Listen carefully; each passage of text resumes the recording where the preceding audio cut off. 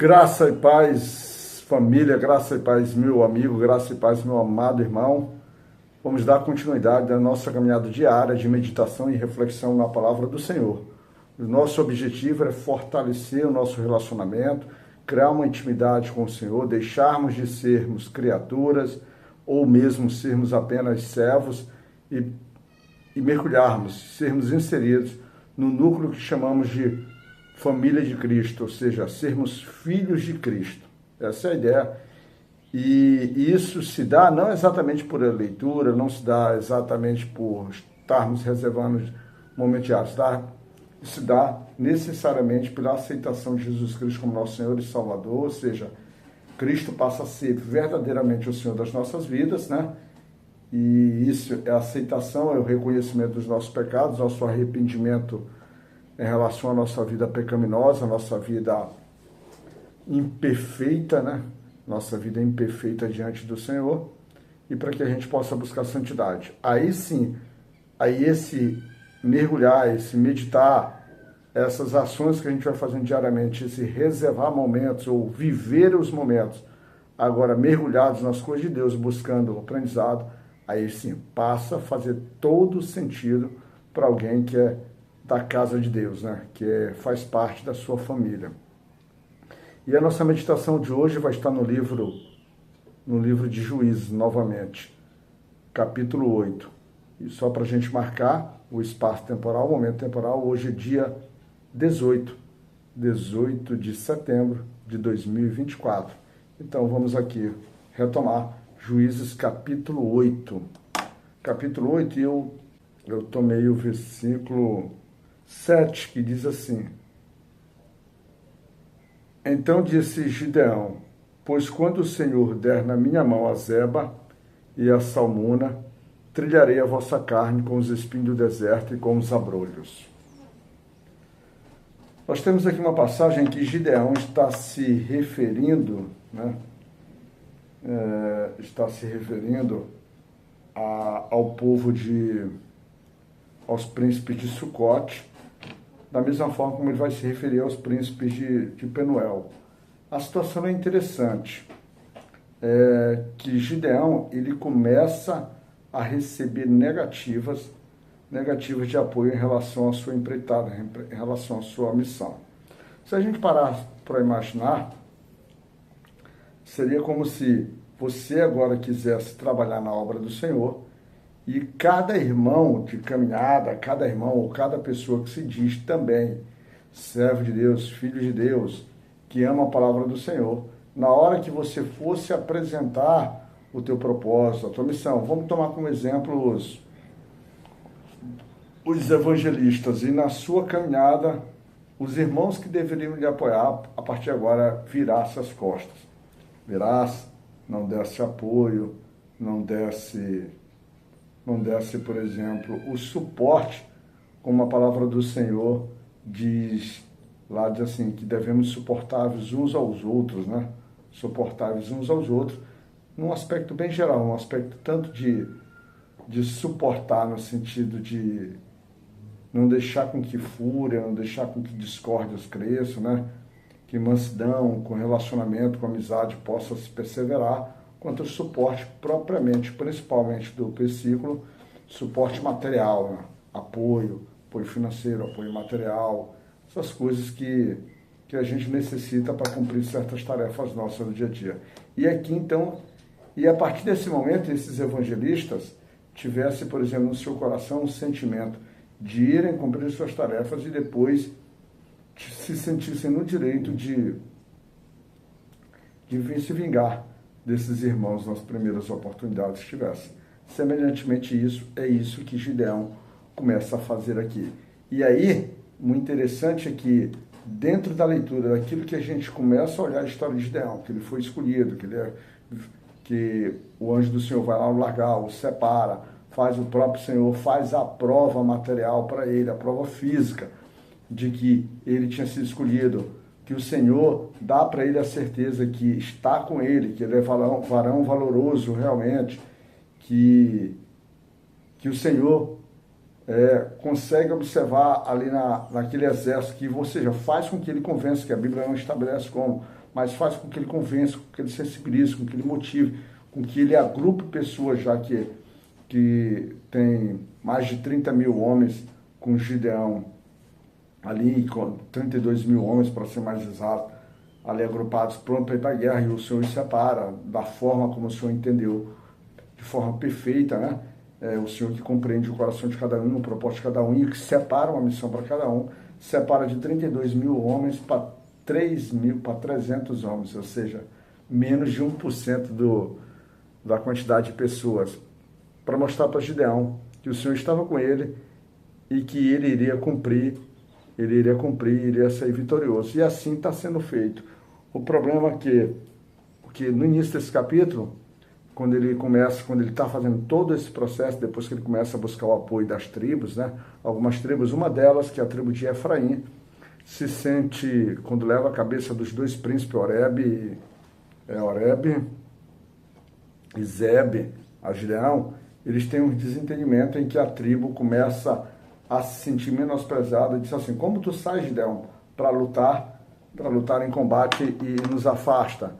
E Gideão aqui, o interessante é que nem sequer ele poderia, que talvez fosse o natural, ele diz assim: irmãos, talvez vocês não entendam, mas eu saí dessa forma porque o Senhor assim estabeleceu. Tanto que, quando eu comecei a formar o meu exército, e que eu formei o meu exército com 32 mil homens, o Senhor me separou simplesmente 300, ou seja, ele não queria que todos participassem disso. Foi a própria vontade do Senhor, não foi a minha, porque a minha eu levaria os 32 mil homens, que eu me sentiria muito mais seguro, e vocês certamente estariam incluídos dentro desse processo. Ele nem respondeu assim, ele simplesmente utilizou uma resposta de uma forma, vamos dizer assim, humanamente, com sapiência e inteligência, em que abrandou o coração dos efraimitas, no sentido de dizer assim: olha, as tuas conquistas, aquilo que tu fizeste, que foi capturar os dois príncipes, é muito maior do que eu fiz.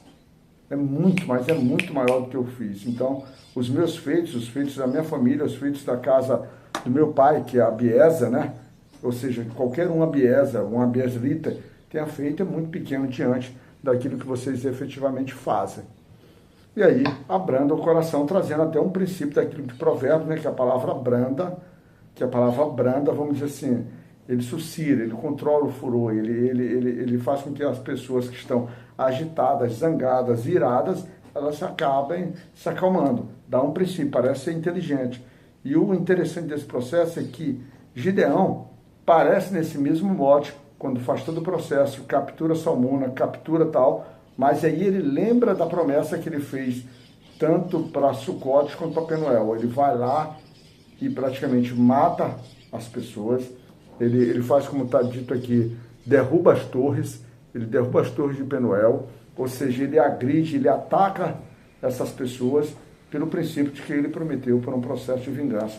Nós não vemos nesse capítulo uma relação direta de Gideão se direcionando ao Senhor pedindo, e sequer a gente vê ele tentando explicar ao povo aqui, diz assim: irmãos, tenham confiança, eu sei que vocês estão temerosos, eu sei que vocês também foram açoitados, foram perseguidos e tem medo deles voltarem e ainda não têm confiança, mas confiem em mim.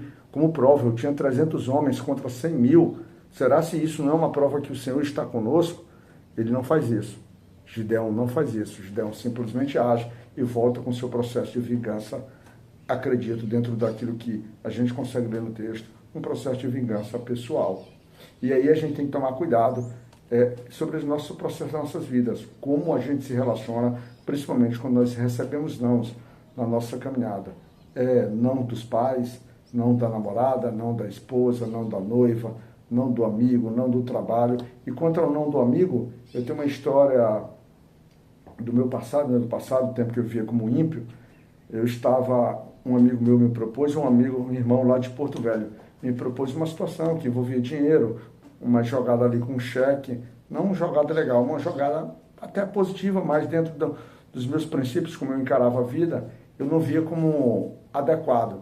Aí que ele me propôs, eu olhei para ele, disse, muito amigo dele, muito irmão dele, somos até hoje. Aí eu disse para ele: mas é claro que não. Pronto, rapidamente o coração desse meu amigo se fechou e nós se tornamos meio que indiferentes por um tempinho, um curto período de tempo. Aí outro momento, ele pensativo, ele me convida para a nossa vida que nós tínhamos, não vida de mundo, vida de bares, né? Vida desse tipo de vida aí, e nós novamente naquela nossa rotina, e ele sentou, e ele me colocou à posição e me pediu desculpa e disse assim, que a gente não está acostumado a ouvir não, mas nós restabelecemos ali a amizade, restabelecemos ali a caminhada, o companheirismo. Quando eu disse para ele, sabe qual é o problema das pessoas? É que elas querem receber só sim, elas não sabem viver com não. E é mais ou menos isso que Gideão vive nesse momento aqui. E o interessante desse processo, que ele vai avançando, mas ele dá um sinal que aparenta estar justamente no período contrário. Quando o povo, mesmo nessa prática, mesmo agora, uma prática que visivelmente o povo deveria situar e dizer assim, olha, o coração de Gideão pode estar mudando. Olha, o Gideão não é aquele mesmo que foi separado pelo Senhor. Pelo menos deveria pensar dessa forma. O que o povo faz? O povo simplesmente, ele escolhe Gideão, escolhe Gideão para ser rei dele, para ser governador, rei no sentido de ser governador, porque governador aqui é mesmo um princípio juiz. Esse juiz, na verdade, juiz é como se fosse um governador, agora mais numa posição de um título de governador mesmo. Mas aí Gideão, o que ele responde? Ele dá uma resposta maravilhosamente aos nossos ouvidos, maravilhosamente que agradaria a qualquer bom cristão, quando ele diz o seguinte, no versículo 22, o cara diz assim, então os homens de Israel disseram a Gideão, domina sobre nós, tanto tu como teu filho, o filho de teu filho, porquanto nos livraste da mão dos midianitas. Ou seja, há um reconhecimento do povo, há uma valorização, ou seja, há um caminho agora de um recebimento de honra, porque a palavra do Senhor diz que honra quem tem honra, né? Diz mais ou menos isso, diz a glória pertence ao Senhor, mas honra, o Senhor honra os seus, vamos dizer assim, os seus pequeninos trabalhadores na sua obra, e ele recebe. Mas aí Gideão, vamos dizer assim, tentando, agora que tem a sua liberdade, a sua, vamos dizer assim, já não é mais aquele mesmo lá que se dizia assim, que era o mais fraco da sua família, ele já não se enxerga assim, ele já está com um processo de grandeza estabelecido, ele já tem consciência de contar com o Senhor, e ele responde, até bonito, quando ele diz que, porém Gideão diz, sobre vós eu não dominarei, nem tampouco meu filho sobre vós dominará, o Senhor sobre vós dominará. Ele diz assim, olha, eu não devo dominar sobre vocês, quem deve governá-los é o próprio Deus, é o próprio Senhor. E é muito bom.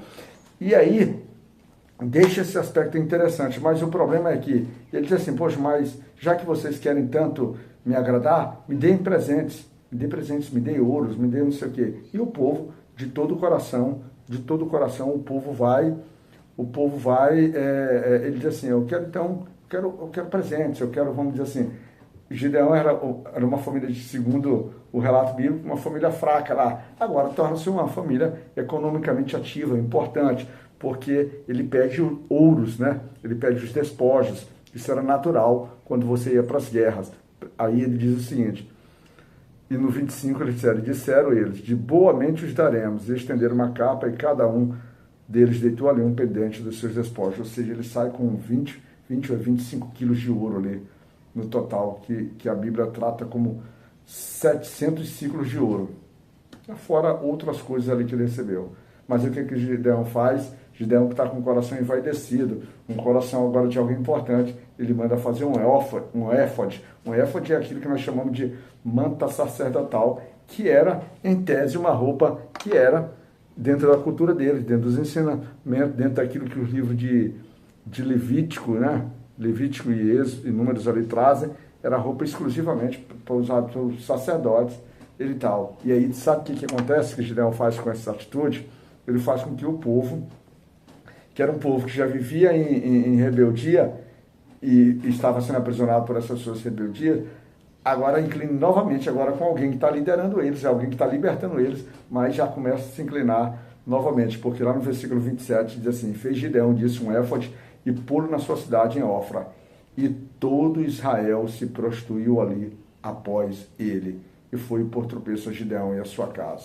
Quando a Bíblia diz assim, e fez Gideão, disse um éfode, pô-lo na cidade em Ofra, e todo Israel se prostituiu ali após ele, não me deixa plenamente, aí eu não confesso que eu não fui verificar se esse após ele, se é após Gideão, ou se é após a própria, vamos dizer assim, feitura do éfode, do manto sacerdotal. Só sei que o povo começa agora a se prostituir e a adorar, com base naquela, vamos dizer assim, naquele manto sacerdotal. E isso vai fazer com que a família de Gideão, o próprio Gideão, isso seja, por exemplo, pedra de tropeço para todo Israel, para Gideão e para sua casa.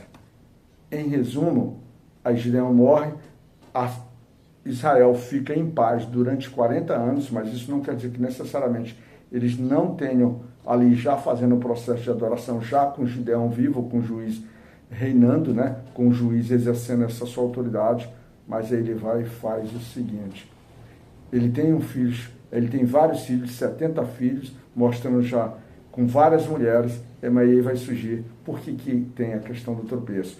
Porque às vezes ele não sofreu a consequência diretamente nele, mas a sua casa, a sua história e a sua família, ela vai ser manchada, às vezes, por decisões que a sua vaidade, que às vezes está nascendo dentro de você e você não percebe.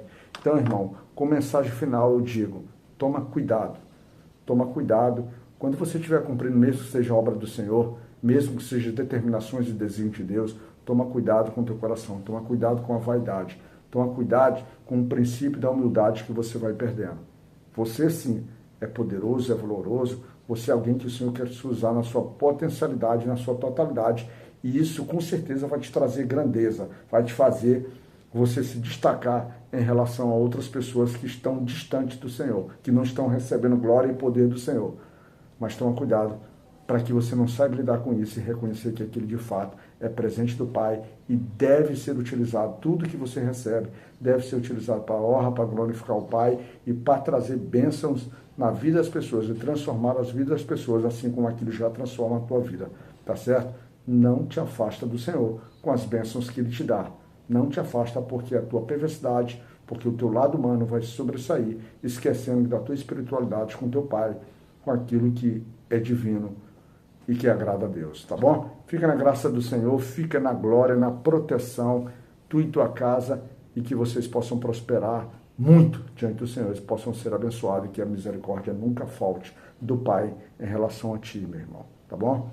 Que o Senhor possa te cuidar.